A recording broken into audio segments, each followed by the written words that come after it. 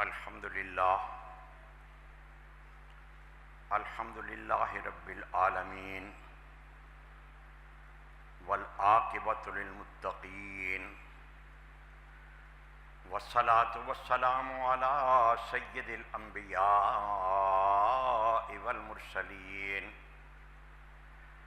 وعلى آلہ الطیبین الطاہرین وعلى اصحابہ الراشدین المرشدین وعلى كل ملائكة المقربين وعلى عباد الله الصالحين وعلينا معهم أجمعين أما بعد فأعوذ بالله من الشيطان الرجيم بسم الله الرحمن الرحيم قل لا أسألكم عليه أجرا إلا المودة في القربى وقال الله في مقام آخر إنما يريد الله ليذهب عنكم الرجس أهل البيت ويطهركم تطهيرا آمنت بالله صدق الله مولانا العظيم وبلغنا رسوله النبي الكريم الأمين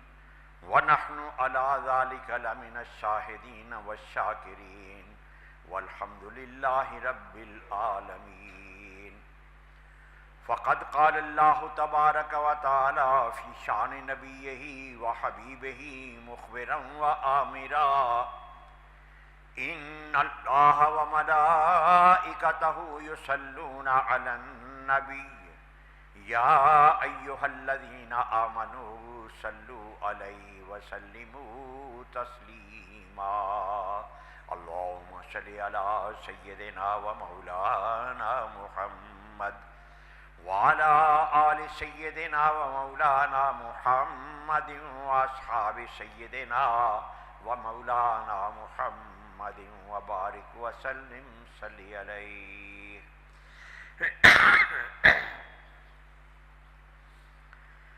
اللہ رب العزت جل وعلا کی حمد و ثنا اور اس حبیب پاک صلی اللہ علیہ وسلم کی بارگاہ میں ہدیہ صلاۃ والسلام پیش کرنے کے بعد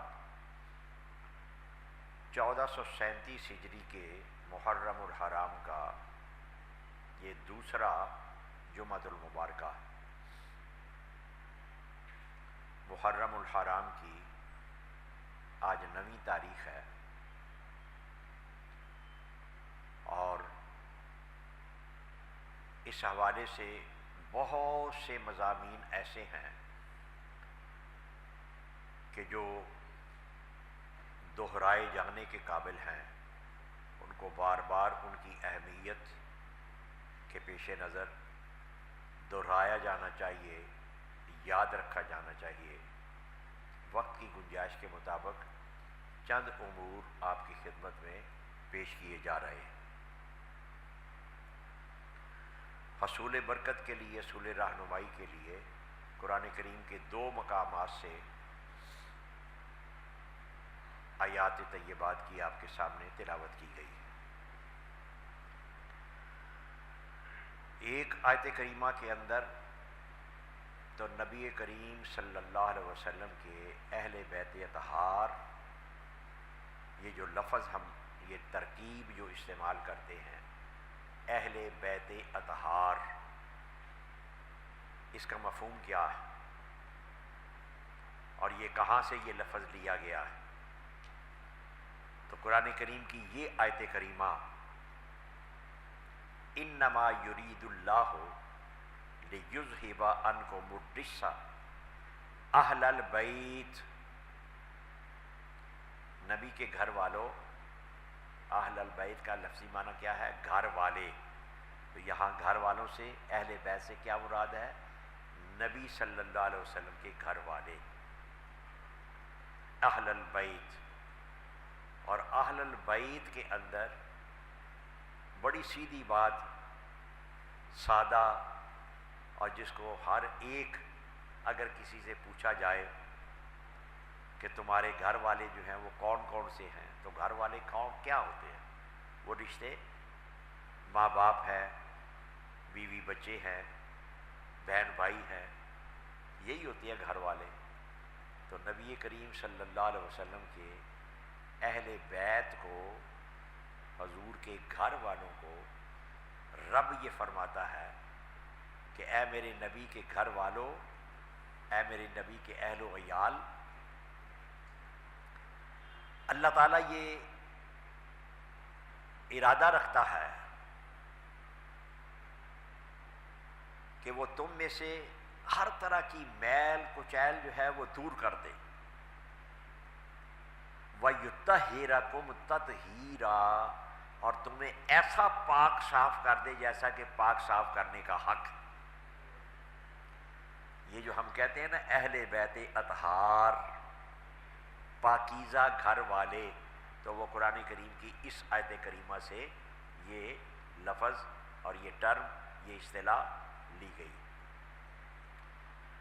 حضور پاک صلی اللہ علیہ وسلم کی یہ یاد رکھ لیجئے، یہ کئی مرتبہ یہ نقطہ جو ہے وہ زیر گفتگو آتا ہے اپنی اہمیت کے پیش نظر، کہ اسلام کے اندر نسبت کے احترام کا عقیدہ بہت اہمیت رکھنے والا ہے۔ نسبت تو وہ سادہ سی بات یہ ہے کہ اگر کوئی معمولی سی چیز ہو، ادنا سی چیز، لیکن اگر اس کی نسبت کسی خاص کے ساتھ ہو جائے تو وہ عام چیز بھی عام نہیں رہے گی، وہ بھی خاص ہو جائے گی۔ اس کا یہ بڑا وسیع مضمون ہے۔ وہ جو علامہ نے کہا نا کہ خاک طیبہ از دو عالم خوشتر است، کہ مدینہ منورہ کی خاک جو ہے وہ دونوں جہانوں سے زیادہ قیمتی ہے۔ کیوں؟ خاک طیبہ از دو عالم خوشتر است، اے خنک شہرے کے دروے دل برست، وہاں ہمارے محبوب جلوہ افروز ہے۔ اور یہ اہل محبت کا، حضور کی امت کا اجماعی عقیدہ ہے کہ نبی کریم صلی اللہ علیہ وسلم کے پردہ فرما جانے کے بعد حضور جہاں جس زمین کے ٹکڑے کے اندر آپ کو دفن کیا گیا ہے، جو حضور کی قبر مبارک ہے، حضور کا روضہ مطہرہ ہے، حضور پاک صلی اللہ علیہ وسلم کے جسم کے ساتھ مس کرنے والے جو خاک کے ذرے ہیں وہ عرش الہی سے زیادہ درجہ رکھتے ہیں۔ یہ امت کا اجماعی عقیدہ، کیونکہ نسبت ہو گئی۔ سادہ سی بات یہ سمجھیں، آج کل پھر وہ آوارہ کتے جو ہیں، کتے مار مہم کبھی نہ کبھی وہ ضرورت کے تحت چلتی ہے۔ سڑکوں کے اوپر بھی ہم دیکھتے ہیں کہ بعض اوقات ہم چل پھر رہے ہیں اور راستے میں کئی کتے جو ہیں وہ مرے ہوئے ہمیں نظر آتے ہیں۔ کتے مار مہم جب چلتی ہے تو کتوں کو مار دیا جاتا ہے، لیکن اگر کسی کتے کے گلے کے اندر پٹا پڑا ہوا ہو تو اس کو یہ محکمے والے، سرکاری محکمے والے، وہ بھی ہاتھ نہیں لگ رہے۔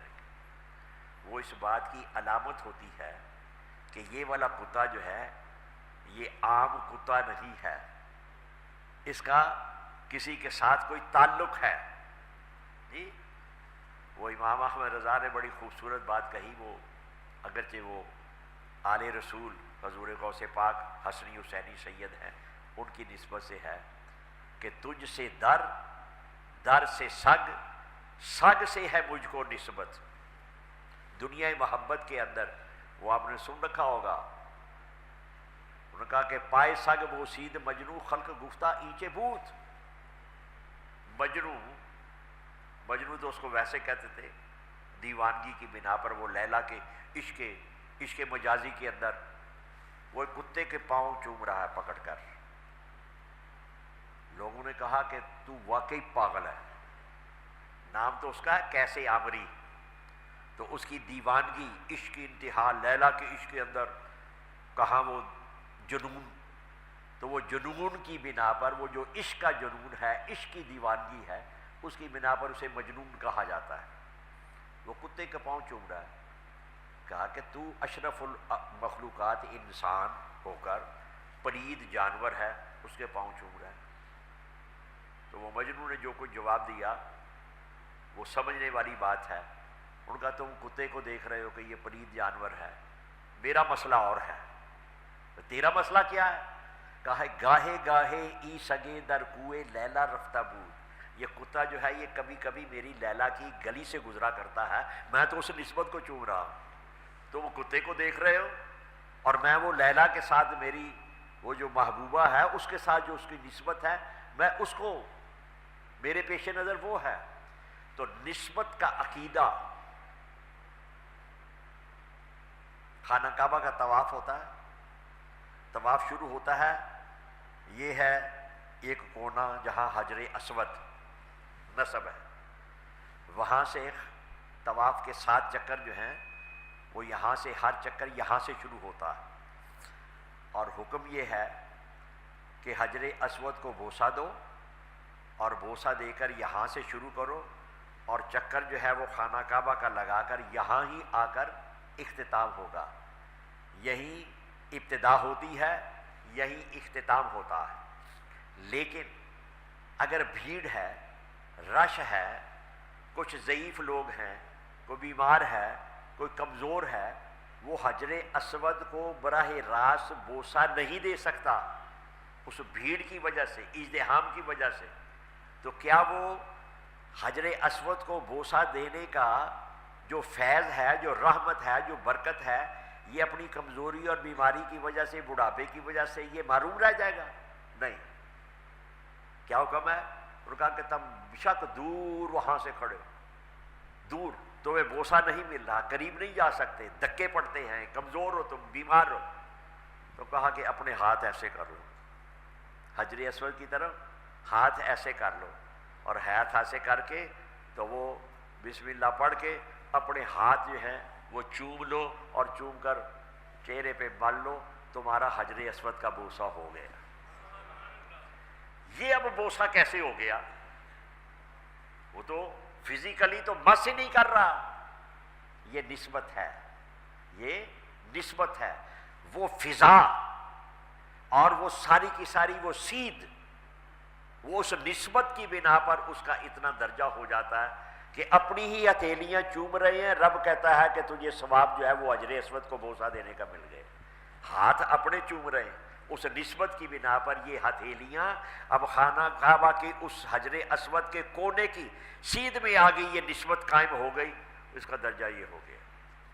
آل رسول حضور پاک صلی اللہ علیہ وسلم کی، حضور کی آل، حضور کے اہل و عیال، اہل ایمان، حضور کے ساتھ نسبت رکھنے والی ہر چیز، اس کی محبت، اس کا احترام، اس کا ادب، یہ اہل ایمان کے ایمان کا لازمی تقاضا ہے۔ کتے کی بات آئی، امیر ملت پیر سید جماعت علی شاہ صاحب رحمۃ اللہ علیہ مدینہ منورہ میں گئے ہوئے،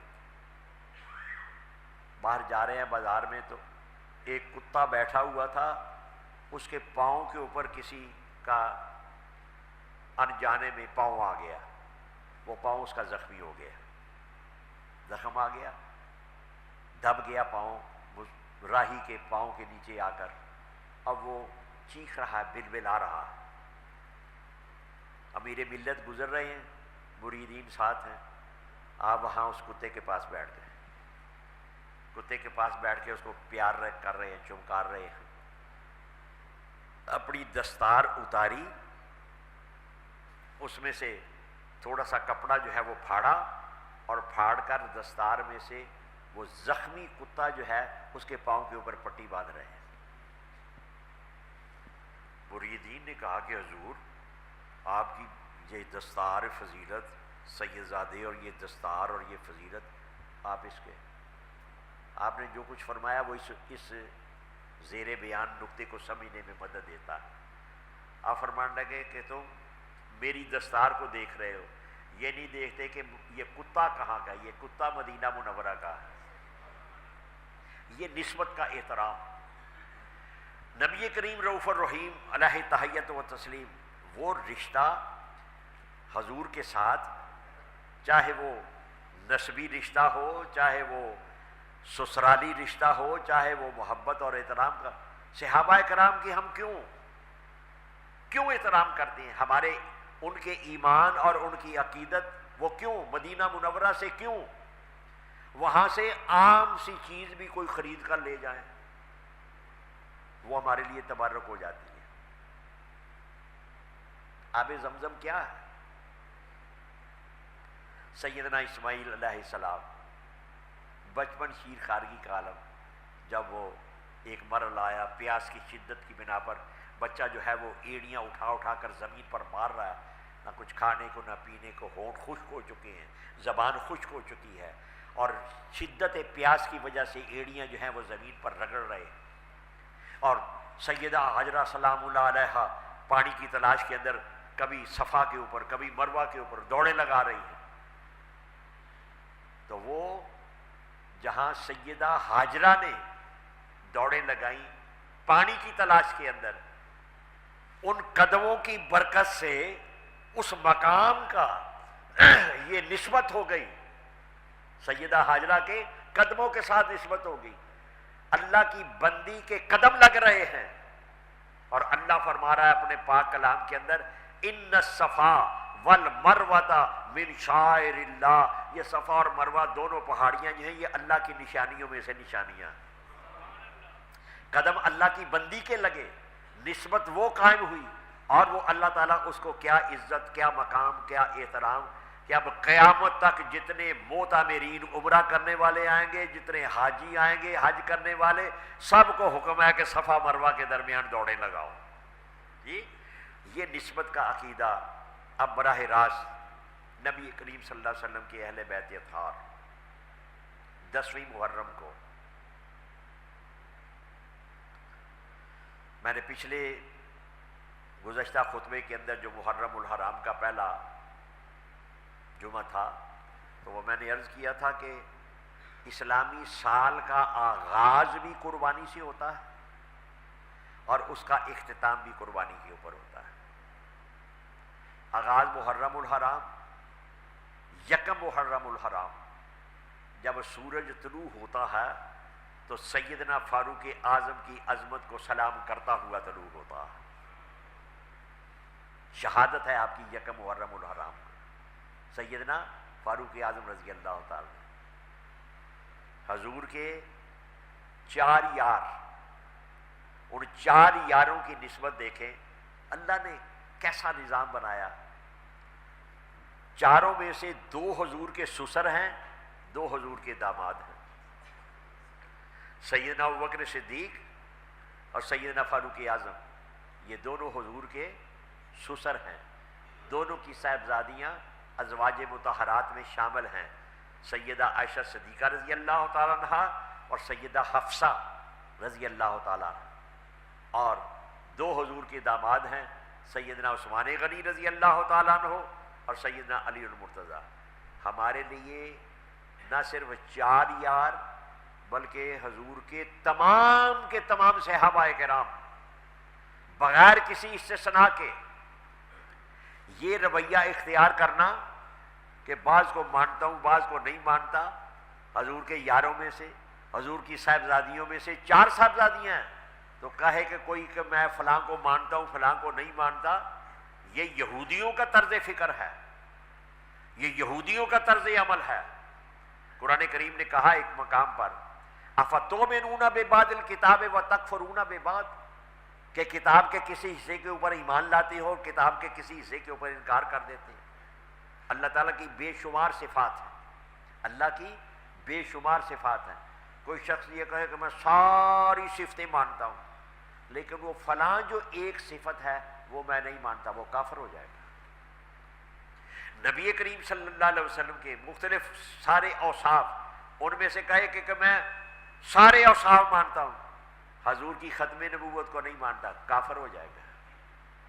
صحابہ کرام، حضور کے صحابہ، میں نسبت کی بات سمجھا رہا ہوں، حضور فرماتے ہیں اصحابی کالنجوم، میرے صحابہ جو ہیں وہ ستاروں کی مانند ہیں، بِأَيِّهِمْ اقتدیتم اہتدیتم، تم ان میں سے جس کی پیروی کرو گے ہدایت پا جاؤ گے۔ یہاں سے پھر خاص الخاص نسبتیں جو ہیں وہ آتی ہیں۔ حسنین کریمین سیدنا حسین رضی اللہ تعالیٰ خاص طور پر جن کی شہادت، وہ علامہ اقبال نے کہا اللہ اللہ بائے بسم اللہ پدر، مانیے ذبح عظیم آمد پسر۔ یہ تو فارسی ہے، اردو میں بھی مختلف مقامات پر نے کہا کہ سیدنا اسماعیل علیہ السلام، وہ چشم فلک نے وہ منظر بھی دیکھ رکھا تھا کہ باپ اللہ کو راضی کرنے کے لیے اپنے بیٹے کے اوپر گلے کے اوپر چھری چلا رہا۔ یہ چشم فلک نے یہ بھی انوکھا منظر دیکھ رکھا تھا کہ اپنے اللہ کو راضی کرنے کے لیے انی ارا فی المنام، او میرے بچڑے، یا بنیا، او میرے بچڑے، میں نے خواب دیکھا ہے، انی اصبحو کا، میں تمہیں ذبح کر رہا ہوں۔ فانظر ماذا ترا، بیٹا تیری کیا رائے؟ بابا ذبح کر رہے، اللہ کا حکم ہے، اللہ کو راضی کرنے کے لیے آپ مجھے ذبح کریں گے؟ آپ میرا گلا کاٹ کر چھری چلا کر اللہ کو راضی کریں گے تو میں بھی اپنا گلا کٹوا کر اللہ کو راضی کروں گا۔ یہ چشم فلک نے یہ نظارہ دیکھ رکھا تھا، لیکن وہاں عملاً یہ ہوا، بالآخر کیا ہوا تھا؟ رب فرماتا ہے وَفَدَيْنَا قَدْ صَدَّقْتَ الرُّؤْيَا، ابراہیم چھری تو نے چلا دی، تو نے اپنا خواب پورا کر دیا، لیکن اب وَفَدَيْنَاهُ بِذِبْحٍ عَظِيمٍ، جبرائیل علیہ السلام جو ہیں وہ اللہ کے حکم کے مطابق وہاں سے جنت سے ایک مینڈا جو ہے وہ لے کر آئے اور اسماعیل کو وہاں سے کھسکا کر وہ مینڈا آپ کی حضرت ابراہیم کے چھری کے نیچے رکھ دیا، اس مینڈے کو ذبح کیا گیا۔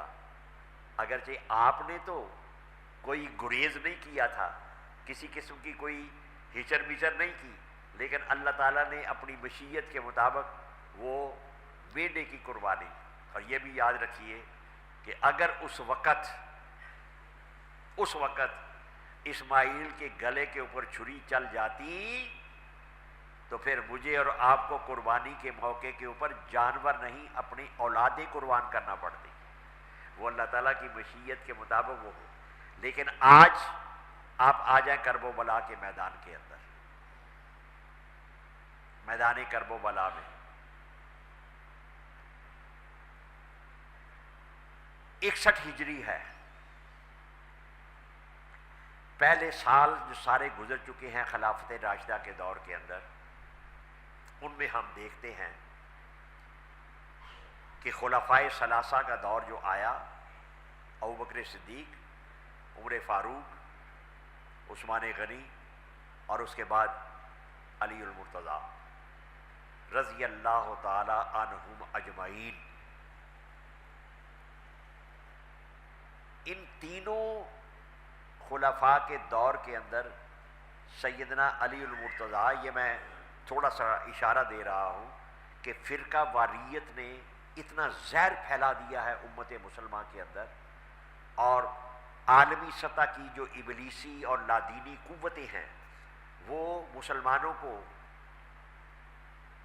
ڈیوائڈ اینڈ رول، ان کو آپس میں تقسیم کرو، آپس میں لڑاؤ، اور پھر یہ لڑ کر کوئی ادھر سے مرے کوئی ادھر سے مرے تو نقصان تو انہی کا ہوگا۔ ہم اس فرقہ واریت کے اندر اتنے ہمیں الجھا دیا گیا ہے، اور ادھر پاکستان کی سرزمین کے اندر اہل بیت کے نام سے لشکر بن گیا، صحابہ کے نام سے لشکر بن گیا، کوئی اس کو مانتا ہے کوئی اس کو مانتا ہے، اور صحیح العقیدہ مسلمان اہل بیت اطہار جو ہیں وہ بھی ان کے قدموں کی خاک، ہمارے سروں کے تاج، ہماری آنکھوں کا سرما، صحابہ کرام کے جوڑے وہ ہمارے سروں کے تاج، وہ صحابہ کرام کو صحیح العقیدہ مسلمان جو ہوگا، جس کا حضور کے ساتھ تعلق ہے، ہر ایک کا احترام اور ادب جو ہے یہ مسلمان کے ایمان کا تقاضا ہے. بالکل اسی طرح جیسے اوپر انبیاء کرام علیہ السلام، عیسائی کہتے ہیں فلاں نبی کو نہیں مانتے، فلاں کو نہیں مانتے، یہودی کہتے ہیں فلاں نبی کو نہیں مانتے، فلاں کو نہیں مانتے، اور مسلمان کیا کہتے ہیں؟ آمنت باللہ وملائکتہ وکتبہ ورسلہ. تمام کتابوں کو ماننا، تمام رسولوں کو، تمام انبیاء کو ماننا. اسی طرح حضور کے صحابہ کرام اور اہل بیت اطہار، ان کا ادب و احترام یہ ہمارے ایمان کا تقاضا ہے. تو وہ فرقہ واریت جو بڑھتی بڑھتی بڑھتی بڑھتی اس انداز کے اندر کہ اب مسلمان جو ہیں وہ آپس میں ان کا تصادم ہوتا ہے، کلیش ہوتا ہے، دشمن جو ہے وہ اس کا کام آسان ہو جاتا ہے، اس کو براہ راست آ کے حملہ کرنے کی ضرورت نہیں پڑتی، آپس میں ہی لڑ لڑ کے مر رہے ہوتے ہیں. تینوں صحابہ کرام ایک حدیث مبارکہ اس کو سن لیں اور اپنے ذہنوں میں مستقلاً جما لیں، اچھی طرح یاد کر لیں. حضور فرماتے ہیں خیر القرون قرنی، تمام صدیوں سے بہتر، تمام زمانوں سے بہتر میرا زمانہ ہے. یعنی جب حضور صلی اللہ علیہ وسلم کا وہ جو 63 سال آپ کی عمر مبارک اس دنیا فانی کے اندر گزری ہے، اور پھر خاص طور پر اس میں سے 23 سالہ پیغمبرانہ نزول وحی کے آغاز کے بعد وہ زمانہ، حضور فرماتے ہیں کہ سارے زمانوں سے، ساری صدیوں سے بہتر میری صدی ہے، سارے زمانوں سے بہتر میرا زمانہ ہے. اس میں آخری لفظ جو ہے یہ پہلے بھی میں نے ایک مرتبہ بیان کیا تھا تو اس کو آج پھر دوہرا دوں، خیر القرون قرنی. اس حدیث مبارکہ کے آخری لفظ جو ہے قرنی، میری صدی، میرا زمانہ. اہل محبت جو شارحین ہیں، جو ادب و احترام اور عقیدت رکھنے والے ہیں، صحیح نکھرے ہوئے عقیدے والے، وہ قرنی کی ایک تشریح کرتے ہیں، وہ میں آپ سے شیئر کرنا چاہ رہا ہوں. قرنی 4 حروف ہیں اس میں، کاف، را، نون، یا. محدثین یہ کہتے ہیں کہ اس ایک لفظ کے اندر نبی صلی اللہ علیہ وسلم نے کمال فصاحت اور بلاغت کے ساتھ ترتیب خلافت اور اپنے چاروں یار جو ہیں ان کا ذکر فرما دیا. قاف قرنی، قاف کا صدیق کا آخری قاف، را عمر کی آخری را، نون عثمان کا آخری نون، اور یا علی کی آخری یا. قرنی 4 حروف کے اندر حضور نے اپنے خلفائے راشدین کی ترتیب بھی بنا دی اور ان کی فضیلت بھی بتا دی. یہ تو ہیں حضور کے خلفائے راشدین. نبی کریم صلی اللہ علیہ وسلم کی ایک حدیث مبارکہ جو ہے اس کو بھی ذہن میں رکھیے. حضور نے فرمایا کہ یہودیوں کے 72 فرقے ہو گئے تھے، 72 فرقے. انہوں نے فرمایا کہ میری امت جو ہے وہ 73 فرقوں میں مبتلا ہو جائے گی، تقسیم ہو جائے گی، اور تمام کے تمام ان میں سے ایک ناجی ہوگا، ناجی نجات پانے والا. 72 جو ہیں وہ ناری ہوں گے.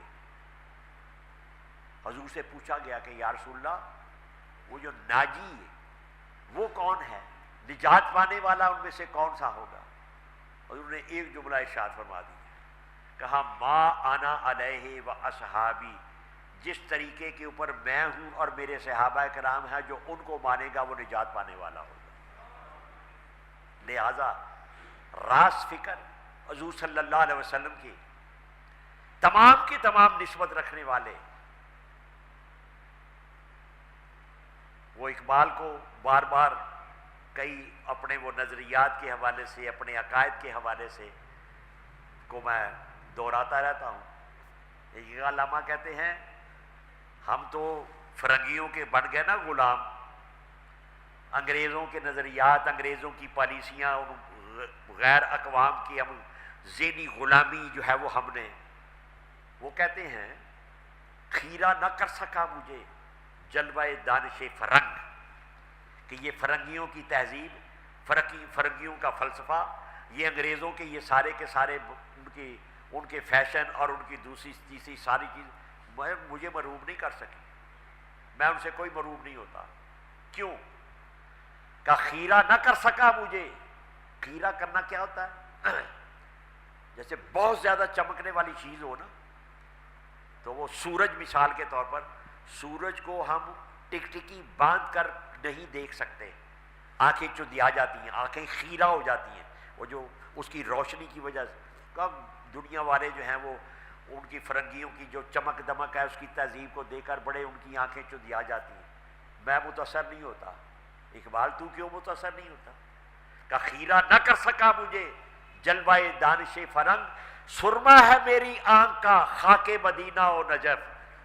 میں نے مدینہ منورہ کی خاک اور نجف اشرف، حضرت علی المرتضیٰ رضی اللہ تعالیٰ کا جو روضہ مبارک، کہا کہ میں نے اس خاک کو سرما بنا کر اپنی آنکھوں میں لگا سکا، لہذا میرے اوپر کوئی ابلیسی، کوئی لادینی اور کوئی گستاخی رکھنے والی جتنی بھی اللہ کے دین سے انحراف کرنے والی نظریات ہیں، تہذیبیں ہیں، ان کے روشن، ان کے فیشن ہیں، میں اس سے متاثر نہیں ہوتا۔ وہ سیدنا حسین رضی اللہ تعالیٰ کی بات عرض کرنے لگا تھا۔ اب ذرا ذہن میں لائیں، 10ویں محرم کو عصر کے لگ بھگ میرے آپ کے گھر میں کوئی ایک اللہ کے بنائے ہوئے نظام میں موت و حیات کا نظام ایسا ہے جو اٹل ہے، اسے کوئی انکار کرنا بھی چاہے تو نہیں کر سکتا۔ آج تک جو بھی آیا ہے جانا، موت و حیات کا نظام۔ میرے آپ کے گھر میں کوئی ہمارا عزیز، کوئی ہمارا بچہ، کوئی بہن بھائی، کوئی والدین میں سے، رشتہ داروں میں سے، دوست احباب میں سے کوئی اگر فوت ہو جاتا ہے اللہ کے بنائے ہوئے، تو جتنا گہرا تعلق ہوتا ہے اتنا ہی زیادہ فطری طور پر دکھ، صدمہ، غم یہ محسوس ہوتا ہے۔ ہوتا نہیں ہوتا؟ فطری بات ہے۔ ایک فوتیدگی ہو جائے تو حالت یہ ہوتی ہے کہ ایسے لگتا ہے جیسے دل کے اندر کسی نے کانٹے چبو دیے۔ سیدنا حسین رضی اللہ تعالیٰ عنہ میدان کربلا کے اندر عصر کے وقت 71 لاشیں جو ہیں وہ سامنے پڑے ہوئے،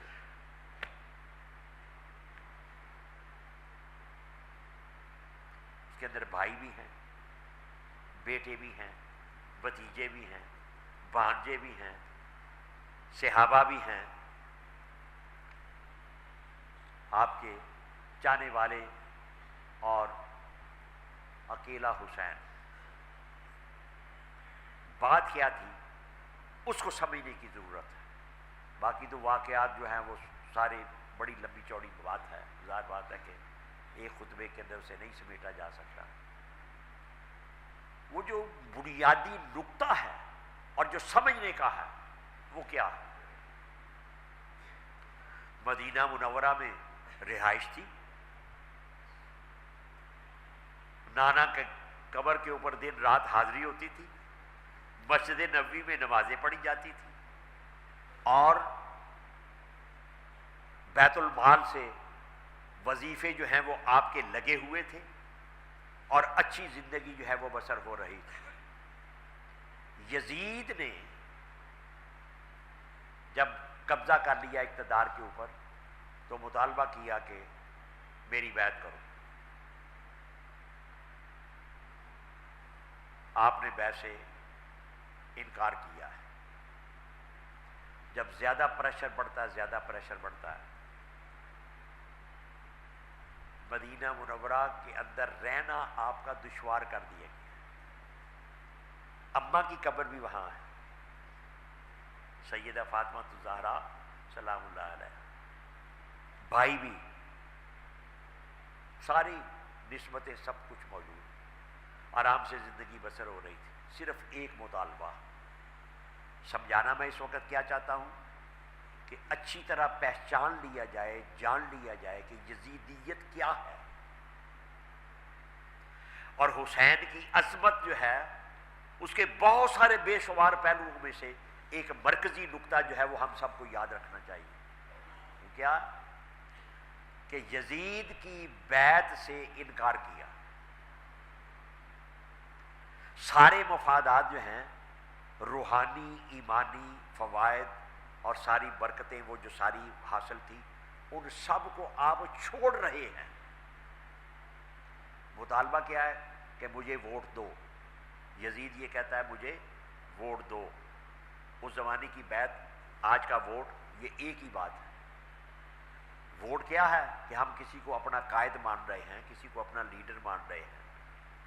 حسین رضی اللہ تعالیٰ نے کیا کیا، یہ تمام کے تمام فرقے جتنے بھی ہیں سب کو یہ سمجھنے کی، وہ اپنے اپنے طور پر سب مناتے ہیں حسین رضی اللہ تعالیٰ کا نام لے کر، کوئی مراسم جو ہیں وہ اپنی اپنی طریقے سے وہ ساری بنا رہے ہیں۔ مطالبہ یہ ہے، تو کیا کیا ہے آپ نے؟ مطالبہ نہیں مانا۔ کیوں نہیں مانا؟ یزیدیت کیا ہے، اس کے اجزائے ترکیبی کیا ہے؟ نمبر ایک، دین کی بغاوت۔ حسین نے بیعت کیوں نہیں کی، اس کو سمجھنے کی ضرورت ہے۔ دین کی بغاوت، یزیدیت کسے کہتے ہیں، اس کی اجزائے ترکیبی کیا ہیں، کیسے بنتی ہے یزیدیت، وجود میں آتی ہے؟ نمبر ایک، دین کی بغاوت۔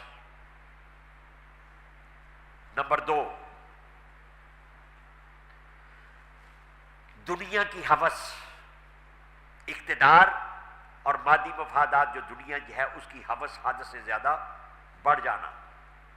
نمبر تین، فسق و فجور۔ فسق و فجور یعنی احکام الہی کی، شریعت کے احکام کو پامال کرنا اور ان کی پرواہ نہ کرنا، خود اس کی پابندی نہ کرنا اور اس کا انتظام جو ہے وہ اپنے دائرہ اختیار کے اندر نہ رکھنا۔ یزید فاسق بھی تھا، فاجر بھی تھا، دین کا باغی بھی تھا، اور چوتھی بات، امانت کے اندر خیانت۔ بیت المال کو یہ سمجھ لینا، جو مسلمانوں کی وہ سارے کے سارے اموال جو جمع ہوتے ہیں ان کو سمجھ لینا کہ یہ میرے لیے لوٹ کا مال ہے، مال غنیمت ہے، جہاں چاہیں اپنی پسندیدہ جگہوں کے اوپر اپنے پسندیدہ افراد کے اوپر اسے لٹانا۔ یہ چند اشارات جو میں نے دی ہے۔ اور چوتھی بات، ظلم اور بربریت، انصاف کو کچل دینا، عام آدمی کو انصاف کا نہ ملنا، یہ سارے اجزائے ترکیبی ہیں۔ یہ میں کیوں بیان کر رہا ہوں؟ اگر ہم یزید کا نام لے کر ملامت کرتے رہیں، اس کے اوپر کچھ لوگ اپنے اپنے عقیدے کے مطابق لعنت کریں، ملامت کریں، یزید کا نام لے کر وہ ماتم کریں، وہ سارا کچھ وہ جو وہ کرتے چلے جائیں، اور آج کے دور کی یزیدیت جو ہے اور جو یزید جو ہے اس کو ہم اپنا حاکم مان لیں اور اس کی یزیدیت کے اجزائے ترکیبی جو ہے ان کی پرواہ ہی نہ کریں، تو آپ جو مرضی کرتے چلے جائیں، آپ حسین کے عقیدت مند نہیں ہو سکتے۔ حسین نے کیا کیا؟ خواجہ خواجگان، بر صغیر کے اندر مسلمانوں کے ایک عظیم محسن، بر صغیر یہ سب کانٹیننٹ کے اندر صوفیاء، اولیاء، ان کے ذریعے سے اسلام پھیلا ہے، وگرنہ ہم بھی کوئی ہم میں سے بلونت سنگھ کی اولاد ہوتا اور کوئی رام لکشمن کی اولاد ہوتا، ہندوؤں کی، سکھوں کی، یہاں کی ساری فراوانی ہوتی، اولیاء صلحاء۔ خواجہ معین الدین چشتی اجمیری نے بڑی ایک ایسی ربائی کہہ رکھی ہے کہ حسینیت اور یزیدیت جو ہے وہ نکھر کر ہمارے سامنے آ جاتی۔ ان کا شاہ است حسین، بادشاہ است حسین، دی است حسین، دی پناہ است حسین، کہ وہ شاہ بھی ہیں، وہ بادشاہ بھی ہیں، ہمارے دلوں کے اوپر حکمرانی کرنے والے وہ شہنشاہ ہیں۔ لوگ ہوتے ہیں شہنشاہ بادشاہی، وہ لوگوں کے سروں کو جھکانا چاہتے ہیں کہ سر ہمارے سامنے جھک جائے، اور یہ شہنشاہیت ایسی ہوتی ہے کہ یہ دلوں کے اوپر حکومت کرتی ہے۔ وہ بادشاہ جو دنیا دار ہوتے ہیں، سروں کے اوپر حکومت کرنے کا جن کو شوق ہوتا ہے، وہ جب مرتے ہیں، جب جاتے ہیں تو ان کی بادشاہتیں وہی ساتھ ہی مر جاتی ہیں، اور جو دلوں کے اوپر حکومت کرنے والے ہوتے ہیں وہ دنیا سے پردہ کر بھی جائیں، دنیا کے اندر موجود ہو تو لوگ ان کے جا کر ہاتھ چومتے ہیں، اور دنیا سے پردہ کر جائے تو پھر بھی ان کے آستانوں کے اوپر لوگ جا کر بوسے دیتے ہیں۔ خواجہ معین الدین چشتی فرماتے ہیں شاہ است حسین، بادشاہ است حسین، دی است حسین، دی پناہ است حسین، سر داد نہ داد دست در دست یزید۔ حق کے لیے جب وہ مرحلہ آیا تو آپ نے سر کٹا دیا ہے، لیکن یزید کے ہاتھ میں ہاتھ نہیں دیا۔ سر داد نہ داد دست در دست یزید، حقہ کے بنائے لا الہ است حسین، کہ وہ لا الہ الا اللہ کی بنیاد۔ اور یہی بات علامہ اقبال نے کہی، اور اسی کی پیروی کے اندر اقبال کہتے ہیں رمز قرآن از حسین موختے، ہم نے قرآن کی تعلیمات کا نچوڑ، قرآن کی تعلیمات کا مرکزی نقطہ وہ ہم نے حسین کے کردار سے سیکھا ہے۔ رمز قرآن از حسین موختے، ذات شیعو شولہ اندوختے، انہوں نے جو ہدایت کا چراغ وہاں جلایا تھا، جو آگ روشن کی تھی، اسی سے ہم شعلے حاصل کرتے ہیں کہ جب بھی کوئی یزیدیت ہمارے سامنے آئے گی تو اگر ہمارے اندر حسینیت کا جذبہ موجود ہے تو ہم جھکیں گے نہیں۔ کٹ سکتا ہے بندہ مومن کا سر، لیکن وہ کسی فرعون کے سامنے جھک نہیں سکتا۔ مولانا ظفر علی خان نے یہی درس دہرایا اپنے الفاظ کے اندر کہ سر کٹ کے چڑھ جائے تیرا نیزے کی نوک پر۔ یہ میں اس لیے دہرا رہا ہوں کہ ہمارے اکابر، ہمارے اسلاف، ان کے عقیدے، ان کے نظریات کیا تھے، ان کو یاد کرنے اور یاد رکھنے کی ضرورت ہے۔ سر کٹ کے چڑھ جائے تیرا نیزے کی نوک پر، لیکن یزیدیوں کی اطاعت نہ کر قبول۔ جب کوئی دین کا باغی، دین کا طاغی، کوئی فاسق اور فاجر وہ ہمارے سامنے آتا ہے اور اپنی خواہشات کی پیروی کا وہ اظہار کرتا ہے، تو بندہ مومن کا کام کیا ہے؟ وہی یہاں پر بات کو ختم کر رہا ہوں کہ بندہ مومن کیا ہے؟ ما سوی اللہ را مسلمان بندہ نیس، اللہ کی ذات کے سوا کسی کے سامنے جو ہے وہ نہیں جھکے گا۔ ما سوی اللہ را مسلمان بندہ نیس، اور پیش فرعون سرش افگندہ نیس، کسی فرعون کے سامنے، کسی یزید کے سامنے بندہ مومن جو ہے وہ جرت۔ اور یہ حسین وہ ہیں، نبی کریم صلی اللہ علیہ وسلم پہلی خوراک حسین کی کیا بنی ہے؟ لعاب دہن مصطفیٰ، حضور پاک صلی اللہ علیہ وسلم کا لعاب دہن۔ جب پیدائش کی خبر سنی ہے، بیٹی کے گھر گئے ہیں تو منہ کے اندر کھجور چبا کر اس کو باریک کر کے اپنا لعاب دہن ملا کر وہ حسین کے منہ کے اندر دیا ہے۔ یہ پہلی خوراک ہے جس بچے کی، اور جس ماں کا دودھ اس بچے نے پیا ہے، سیدہ فاطمہ الزہرا رضی اللہ تعالی عنہا، تہجد کی ادائیگی ہو چکی، وہ فاطمہ جو سردیوں کی طویل راتوں کے اندر سر سجدے میں رکھا، ساری رات گزر گئی، اور فجر کی اذان کا وقت ہوتا ہے تو سیدنا بلال کی آواز آتی ہے اللہ اکبر، سیدہ سر سجدے سے اٹھاتی ہیں اور عرض کرتی ہیں کہ مولا تیری راتیں کتنی مختصر ہیں، فاطمہ کا ایک سجدہ ختم نہیں ہوا، تیری رات ختم ہو گئی۔ وہ سیدہ تہجد کی ادائیگی کے بعد چکی پیس رہی ہیں ہاتھ سے، زبان پر قرآن کریم کی آیات کی تلاوت ہے، آغوش کے اندر حسین جو ہے وہ دودھ پی رہا،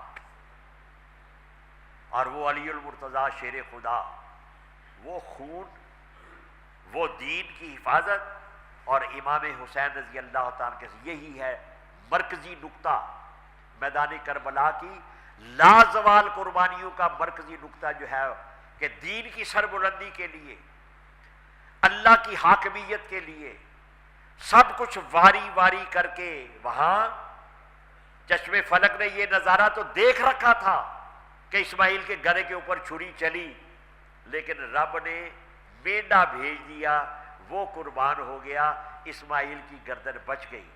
اور یہاں میدان کربلا کے اندر سیدنا علی اصغر 6 ماہ کا معصوم بچہ، علی اکبر 18 سال کی کڑیل جوانی، 6 ماہ کے بچے سے لے کر 18 سال کے جوان بیٹے تک، بھائی بھتیجے سارے کے سارے 71 لاشیں سامنے پڑے ہیں۔ اب کمپرومائز کر لو، یہ ہمیں درس دیا جاتا ہے نا آج کے دور کے اندر، اور یہ کچھ گیو اینڈ ٹیک ہونا چاہیے، کمپرومائز ہونا چاہیے۔ کمپرومائزنگ ایٹیچیوڈ جو ہے وہ سیاست جو ہے اس کے اندر لچک ہونی چاہیے، ایسی لچک جو آپ کو لا دینیت، دین کی بغاوت، اللہ کی شریعت کے خلاف، نبی کے نظام کے خلاف، جو آپ کو یہ لچک جو ہے اس کا نام کفر ہے، اس کا نام شرک ہے، اور اس کا نام ہی ارتداد ہے۔ اللہ تعالی ہمیں کفر سے، شرک سے، مرتد ہونے سے بچائے، اور ایمان کی چاشنی جو ہے وہ